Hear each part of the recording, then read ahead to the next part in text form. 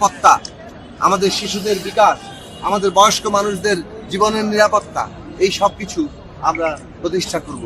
31 দফার মধ্যে যা বিধৃত আছে সেই 31 দফার আলোকে আমরা আমাদের আর্থসামাজিক কর্মসূচি দাঁড় করাবো।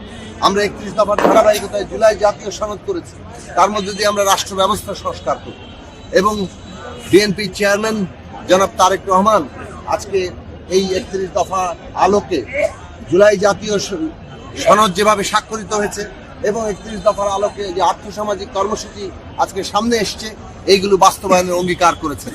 কাজেই বাংলাদেশ আগামী দিনে এই যে একদিকে সংস্কার, একটা গণতান্ত্রিক রাষ্ট্র ব্যবস্থা, অন্যদিকে দেশের মানুষের আর্থসামাজিক মুক্তি, দেশের সকল মানুষের আর্থসামাজিক মুক্তি, নারী পুরুষ, দেশের শিশু বৃদ্ধ সকলে মিলে আমরা যাতে বাংলাদেশ গড়তে পারি তার আহ্বান জানিয়েছেন। সেই লড়াইটা আমাদেরকে এগিয়ে নিয়ে যেতে হবে। পদ্মা সেতু, মেট্রো রেল এবং এলিভেটেড এক্সপ্রেসওয়ে নির্মাণের গর্বিত অংশীদার বসুন্ধরা সিমেন্ট। এবং আগামী নির্বাচনের মধ্যে দিয়ে আমরা সেই লড়াইকে এগিয়ে নিয়ে যাওয়ার চেষ্টা করি। আর দুই কথা বেগম জিয়া সম্পর্কে বলি। আজকে বেগম খালেদা জিয়া আমাদের তার প্রয়াণ ঘটেছে, কিন্তু তিনি একটা রাজনৈতিক দিশা সামনে রেখেছেন।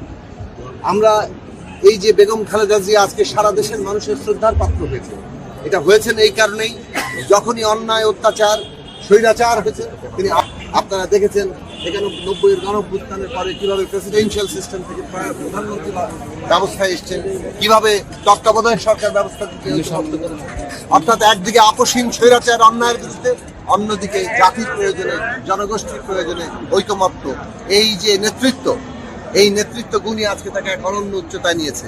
ব্যক্তিগতভাবে তার দলের নেতাকর্মীদের উপরে তো ভয়ঙ্কর অত্যাচার হয়েছে, ব্যক্তিগতভাবে তিনি নিজে ভয়ঙ্কর অত্যাচারের মুখোমুখি হয়েছেন, তার সন্তান হারিয়েছে, জেল জুলুম মোকাবেলা করেছেন, কিন্তু এরপরও তিনি এক অনন্য উচ্চতায় উঠেছেন যে দেশের মানুষের মধ্যে শান্তি শৃঙ্খলা প্রতিষ্ঠার জন্য তিনি বিএনপিকে নেতৃত্ব দিয়েছেন, সারা দেশের মানুষের কাছে আহ্বান জানিয়েছেন।